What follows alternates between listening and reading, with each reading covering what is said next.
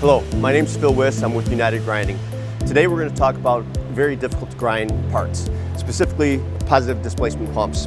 On the pumps, we're going to be talking about G-rotors and vane pumps. On the G-rotor, we're grinding the outside diameter of the inner rotor, putting that form in, holding a 2/10 tolerance.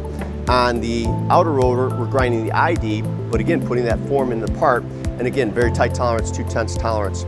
Together, they work as a tandem and have to be extremely tight to make sure that they pump efficiently. The vane pump is very similar. We're grinding the slot in the vane pump, holding 2/10 tolerance, perpendicularity and parallelism, and we're also grinding the vane, where we're grinding the radius on the top and the ends, very tight tolerance, and these two parts also work in tandem. United Grinding is not afraid of difficult machine parts, and we welcome your inquiries. Please call us or reach out to us at grinding.com. Thank you.